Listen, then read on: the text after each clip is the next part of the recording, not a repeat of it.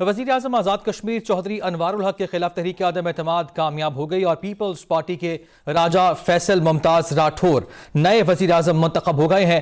राजा फैसल मुमताज़ के हक में 36 जबकि मुखालिफत में 2 वोट आए हैं। पीपल्स पार्टी का दावा यह था कि 38 वोट की हिमायत हासिल, लेकिन आज 2 वोट मुखालिफत में आए और 36 वोटों की हिमायत हासिल हुई। बहरहाल पीपल्स पार्टी और नून लीग ने मिलकर आज़ाद कश्मीर की हुकूमत तो तब्दील की है, लेकिन क्या वो वहां के हालात भी तब्दील कर पाएंगे? यकीनी तौर पर यह बड़ा सवाल, क्योंकि आजाद कश्मीर में हालिया एहतजाजों ने सूरत हाल को तशवीशनाक बता दिया था और उसी सूरत हाल की कड़ी आज हमने देखी भी। अब नाज़रीन, 27वीं आईनी तरमीम के बाद विफाकी आईनी अदालत ने आज काम का बाकायदा आगाज किया। 2 मजीद जजेस जस्टिस रोजी खान और जस्टिस अरशद हुसैन शाह ने आज हल्फ भी उठाया और इस तरह विफाकी आईनी अदालत में जजेस की कुल तादाद जो है वो अब 7 हो गई है। 27वीं तरमीम के बाद जजेस के इस्तीफों का सिलसिला भी दूसरी जानिब शुरू हो चुका है। एक तरफ हुकूमती वज़रा और रहनुमा इन इस्तीफों पर खुशी का इजहार करते हमें दिखाई दे रहे हैं, तो दूसरी जानिब आज सीनियर लीगी रहनुमा ख्वाजा साद रफीक ने सोशल मीडिया पर एक तवील बयान दिया, जिसमें उनकी जानिब से जो कहा गया वो आपके साथ शेयर करते हैं। वो कहते हैं कि जजेस के इस्तीफे जमहूरियत की बालादस्ती का ख्वाब देखने वालों के लिए लम्हा फिक्रियां हैं। उन्होंने ये भी कहा कि नजर आ रहा है कि इस्तीफों का ये सिलसिला यहां रुकने वाला नहीं है, बल्कि अदलिया से होता हुआ पार्लियामेंट तक जाएगा। सवाल पैदा होता है कि ये खदशात किस हद तक दुरुस्त हैं, जबकि आज बांग्लादेश की एक आला अदालत ने इंसानियत के खिलाफ जराइम के मुकदमे में साबिक वज़ीर आज़म शेख हसीना वाजिद को सजाए मौत सुनाई है। अदालत ने अपने फैसले में कहा कि लीक फोन कॉल के मुताबिक हसीना वाजिद ने मुजाहिरा करने वाले तलबा के कत्ल के अहकाम दिए थे। अब मुल्जिमा ने तलबा के मुतालिबात सुनने के बजाय फसादात को हवा दी। अदालती फैसले में यह भी कहा गया उन्होंने तलबा की तहरीक को ताकत से दबाने के लिए तौहीन आमेज इक़दाम किए। इस फैसले के बाद बांग्लादेश ने भारत से शेख हसीना वाजिद की वापसी का भी अब मुतालिबा किया है। इन तमाम मौज़ूआत पर गुफ्तगू के लिए प्रोग्राम के पहले हिस्से में जो मेरे साथ मेहमान मौजूद होंगे मैं तारुफ कराता चलूँ। नून लीग से हमारे साथ मौजूद है विफाकी काबीना के रुकन और वज़ीर आज़म के मुआविन ख़ुसूसी जनाब हुज़ैफ़ा रहमान साहब, शुक्रिया आपके वक्त का। इसके साथ साथ कादिर बंदोखेल साहब हैं जो कि पीपल्स पार्टी की नुमाइंदगी कर रहे हैं, और फिरदौस शमीम नकवी साहब हैं जो कि तहरीक इंसाफ की नुमाइंदगी कर रहे हैं। और नाज़रीन, प्रोग्राम के दूसरे हिस्से में हमारे साथ मौजूद होंगे साबिक सफ़ी डॉक्टर जमील खान साहब। तो तमाम मेहमानों का शुक्रिया। आगाज करना चाहूंगा कादिर बंदोखेल साहब आपसे। बड़ा अच्छा टाइम चल रहा है पीपल्स पार्टी के लिए, हुकूमत वक्त के लिए। हमने यहाँ पे भी देखा जो चाहा पीपल्स पार्टी ने 27वीं तरमीम की सूरत में वो भी पास हुआ, और उसके बाद हम देखा आज जो आज़ाद कश्मीर में एक आईनी तरीक़ाकार के तहत नया वज़ीर आज़म आप लोगों का है। तो सर, एक तो ये जानना चाहूँगा कि इस इतनी सारी सूरत हाल में हमने ये देखा कि बड़ी तेज़ी के साथ जो है वो चीज़ें की गई हैं। तो सबसे पहले सवाल ये पैदा होता है कि जिस सूरत हाल के पेश नज़र आज की सूरत हाल डेवलप हुई, यानी आज़ाद कश्मीर के जो मसाइल हैं उनकी तरफ किस हद तक अब तवज्जो आपकी मबजूल और क्या पॉलिसी होगी? बहुत शुक्रिया। देखिए इसका थोड़ा सा बैकग्राउंड में जाना पड़ेगा। मौजूदा असम्बली आज़ाद कश्मीर का ये चौथा वज़ीर आज़म एक असम्बली के अंदर ऐसे है। इससे पहले जो 3 वज़ीर आज़म गुजरे हैं वो तीनों पीटीआई के थे और वो एक दूसरे को डसते रहे। और ये आखिरी जो चौधरी अनवारुल हक साहब की हुकूमत थे, इनको भी सहारा दिया है पीपल्स पार्टी और नून लीग ने। और अभी चंद दिन पहले नून लीग ने अपना हाथ खींच लिया है। जब हाथ खींच लिया है तो सबसे बड़ी जो पार्टी थी पीपल्स पार्टी थी आज़ाद कश्मीर की असम्बली में, तो पीपल्स पार्टी यकीनन उन्होंने नून लीग ने भी सपोर्ट किया और कुछ आज़ाद लोगों ने भी किया। तो यूं समझ लो कि ये 3-4 महीने की हुकूमत है। ये कोई ऐसा नहीं है कि खुदा न खास्ता आप 27वीं तरमीम से जो जोड़ रहे हो या कोई और आपके कोई जहन में कोई बात है, क्योंकि ये एक बड़ा तल्ख और बड़ी मुश्किल हुकूमत है। उसकी वजह ये है कि आपको पता है चंद महीने पहले जो आज़ाद कश्मीर में जो अवामी एक्शन कमेटी थी और उनके साथ जो मुस्लिम लीग नून का मुआहिदा हुआ वफाकी हुकूमत का, इसमें पीपल्स पार्टी के नुमाइंदे भी मौजूद थे उसमें, तो वो काफी मुश्किल मरला है और काफी मुश्किल मुआहिदा था। तो मैं ये समझ रहा हूँ उसको पूरा करना जो है वो एक बहुत बड़ा चैलेंज है पीपल्स पार्टी के लिए, और इसी वजह से पीपल्स पार्टी ने ये चैलेंज कबूल करते हुए और ये वज़ारत आज़मा ली है। तो अब क्या तरीक़ाकार होगा, पॉलिसी क्या होगी इन तमाम मसाइल? सवाल मेरा बेसिकली ये था कि जिन सूरत हाल से गुजरते हुए हालात यहाँ तक पहुँचे हैं जिसका आपने भी तज़किरा किया, तो किस तरह से निपटा जाएगा? देखिए आज जो वज़ीर आज़म फैसल राठौर साहब ने जो पहले ऐलान किया उसमें ये कहा कि 20 से ज़्यादा सेक्रेटरी नहीं होंगे, वजारतें कम होंगे और बहुत सारे इकदाम का उन्होंने ऐलान किया आज ही है। तो मैं ये समझ रहा हूँ कि यकीनन वो जो एक्शन कमेटी के साथ जो मुआहदे हुए हैं उस मुआहदे के तहत और उनकी जो शिक्के हैं उनके मुताबिक जो है ना उन्हें इकदाम करना होगा, और इसी वजह से भी करना होगा क्योंकि आगे फिर 3-4 महीने के बाद अगला इलेक्शन आ रहा है। तो यकीनन पीपल्स पार्टी चाहेगी कि अगले इलेक्शन में उनकी परफॉर्मेंस मौजूदा हुकूमत की अच्छी रहेगी, तो अगली इलेक्शन में पीपल्स पार्टी कामयाबी हासिल करेगी। तो मैं कहता हूँ एक बहुत ही मुश्किल मरला है, बड़ा टफ टाइम है और टाइम भी बड़ा कम है। वो कहता है ना वक्त कम मुकाबला सख्त, उस तरह है। बिल्कुल ठीक है हुज़ैफा साहब, आपकी जानिब आऊँगा। पीपल्स पार्टी के साथ साथ मुबारकबाद की यकीनी तौर पर मुस्तहिक आप भी हैं, लेकिन सवाल ये पैदा होता है, वही सवाल आपसे करूँगा कि इन हाउस तो तब्दीली आ गई, लेकिन आज़ाद कश्मीर के आवाम के लिए जो तब्दीली लाने का ख्वाब है या जिसका वो इंतज़ार कर रहे हैं वो कब तक आएगी? जी, ये सवाल आपका मुझसे या PMLN? हुज़ैफा रहमान साहब। जी बहुत शुक्रिया जी। जी मैं बहुत शुक्रिया जी। मैंने बिल्कुल कादिर बंदो खैर साहब की गुफ्तगू भी सुनी। बिल्कुल जी, कोई शक नहीं। एक तो जो मुआहदा हुआ है, एहतजाजी कमेटी जो थी उसका जो मुआहदा था वो पीपल्स पार्टी और PMLN दोनों के साथ था, और अल्हम्दुलिल्लाह आज दोनों जो है हुकूमत में है।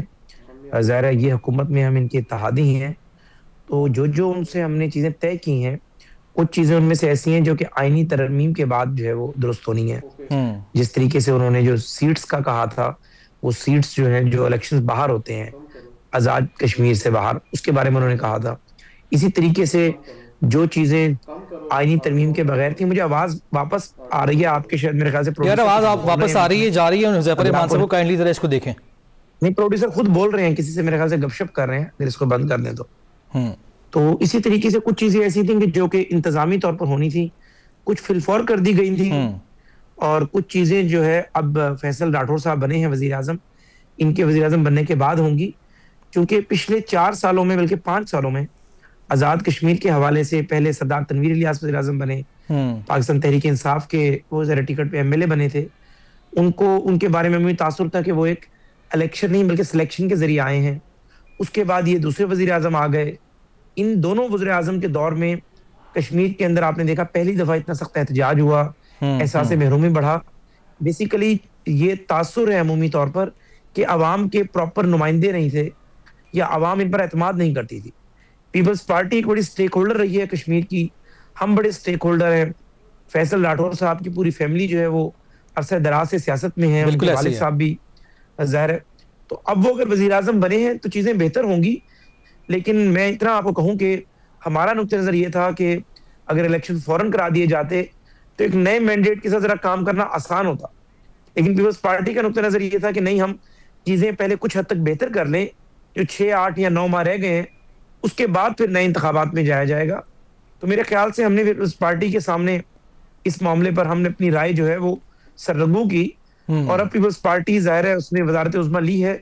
तो बिल्कुल कादिर बंदो खैर साहब बिल्कुल ठीक कह रहे हैं कि वक्त कम है और मुकाबला बहुत सख्त है। जी वक्त कम है, मुकाबला सख्त है यकीनी तौर पर। मैंने इसी जानिब आना भी था कि चीज़ें उजरत में हुई हैं और कुछ ही माह रह गए हैं, तो ज़रूरत क्यों पेश आई गवर्नमेंट चेंज करने की या वज़ीर आज़म चेंज करने की, क्योंकि बहरहाल इस पर हम आपकी दोबारा राय भी लेंगे। फिरदौस शमीम नकवी साहब भी हमारे साथ मौजूद हैं। फिरदौस साहब, आप सारी सूरत हाल को किस तरह से देखते हैं, क्योंकि पीपल्स जो पाकिस्तान तहरीक इंसाफ है ना, वो हमें कहीं पर दिखाई नहीं देती है, चाहे वो हम पाकिस्तान की बात कर लें, कौमी असम्बली की बात कर लें, और आज़ाद कश्मीर में आज देखा हमने वहाँ पर भी तहरीक इंसाफ कहीं पर भी नहीं है। हाँ जी, बिल्कुल सही कह रहे हैं। पाकिस्तान तहरीक इंसाफ ऐसी जाली असेंबलियों का हिस्सा ही नहीं बनना चाहती, वो लोगों के दिलों में रहती है, और जब वोट डालते हैं लोग तो 2/3 अक्सरियत देते हैं। तो हमें ये तो वादे है, तू मेरा हाजी बगो मैं तेरा हाजी बगो है, दोनों हजरात बैठे हुए हैं, they are 2 sides of the same coin. कभी एक वजीर आजम बन जाता है, कभी दूसरा बन जाता है। आजाद कश्मीर का बारी बारी खेल रहे, खेलने दीजिए। बात यह है कि इन सबको रोना आता है बड़ा अच्छा। PTI की हुकूमत के जितने माह हुए थे उससे ज्यादा माह तो इनकी PDM-1 केयर टेकर सेटअप और ये दूसरी को हो चुकी, और उसके बावजूद सारी बुराइयां PTI की। उससे पहले पाकिस्तान के अंदर 75 साल ये हुकूमत करते आए, सारी बुराइयां PTI की। कोई जो कुछ मुल्क की बदहाली है वो PTI ने की है। एक 40 माह के अंदर 77 साल का बिगाड़ जो है एक तरफ और 40 माह का बिगाड़ एक तरफ। और उसके बाद जिस आदमी ने और जिस हुकूमत में बिगाड़ किया, उसके जितने भी आप लेना चाहें जीडीपी ग्रोथ रेट वो देख लीजिए, आप $1 वो मिलियन ट्री सुनामी देख लीजिए, एहसास प्रोग्राम देख लीजिए, दुनिया ने सराहा, दुनिया ने सराहा। ये नहीं है कि सिर्फ ये। और जिस तरीके से इलेक्शन हुए, जिस तरह से मैनिपुलेट हुए, और जिस खौफ के आलम में जिस तरह आपने कहा शुरू में भी कि असेंबली जाली है, इस्तेस्ना लिए जा रहे हैं। जी बोलिए। बिल्कुल, मैं ये कह रहा हूँ जिस तरह आपने कहा कि असेंबली जाली है, हम इसका हिस्सा नहीं बनना चाहते, तो लेकिन मसला ये कि आपके चाहने ना चाहने से कुछ होता नहीं है, क्योंकि हालात तो और वक्त जो है वो गुजरता जा रहा है। इसका मतलब है कि आप यानी तहरीक इंसाफ जो है वो फिर सियासत से आउट ही समझे हम, अगर आपने कुछ करना ही नहीं है तो। मैं देखिए, पहली चीज ये, तहरीक इंसाफ की सियासत के अंदर क्या तहरीक इंसाफ को लेवल प्लेइंग फील्ड दी जा रही है? क्या इस मुल्क में जमहूरियत है? मैं क्या क्या चीजों की निशानदेही करूं? हमें ना पार्टी की हैसियत से हमारे इलेक्शन को अप्रूव करते हैं, हमें जीने का हक नहीं देते, जोर जबरदस्ती करते हैं, लोगों को जदोकैब करते हैं, टॉर्चर करते हैं। और जिस तरीके से ये चल रहा है कि हमें न जलसे करने की इजाज़त है, न जुलूस निकालने की इजाज़त है, तो हम जिस तरीके से जो कर रहे हैं वो कर रहे हैं, और वो सबको नज़र भी आएगा। इनके हालात जो हैं बड़े नागुफ्ताबे हैं। अभी ब्रदर मेरे कह रहे थे केपीके के हालात, एक और प्रोग्राम के अंदर PMLN के भाई कह रहे थे बहुत ख़राब है। बात ये है, और वो इशारा इस तरफ नहीं कर रहे थे कि हुकूमत के दहशतगर्दी के हवाले से बात हो रही थी। इस साल मुल्क में दहशतगर्दी इससे पहले कभी इतनी नहीं थी, पिछले 6 सालों में। क्यों बढ़ गई? अब 4 साल से तो आप बैठे, इस वक्त बेरोजगारी सबसे ज्यादा बुलंद सतह पे, इन्वेस्टमेंट सबसे कम सतह पे। पूरा आजाद कश्मीर किसी जमात ने नहीं लीड किया, PTI ने नहीं लीड किया था PMLN के खिलाफ एहतजाज। तमाम लोगों ने मिलके कश्मीर एक्शन कमेटी बना के उसके जरिए उन्हीं ने एहतजाज किया, और फिर हुकूमत वक्त को घुटने भी टेकने पड़े। बिल्कुल ऐसे सूरत हाल हम देखिए, लेकिन यहाँ पे सवाल ही पैदा होता है कि इतनी उजलत में, क्योंकि जिस तरह अभी कादिर मंदोखिल साहब भी फरमा रहे थे और हुज़ैफा साहब भी ये फरमा रहे थे कि इलेक्शन में क्योंकि वक्त कम रह गया है, हम वापस आएंगे तो इस सवाल को हम अपने पैनल के सामने रखेंगे कि आखिर इतनी उजलत में फैसले क्यों करना पड़े, और अनवारुल हक साहब से मसला आखिर क्या था। Stay with us.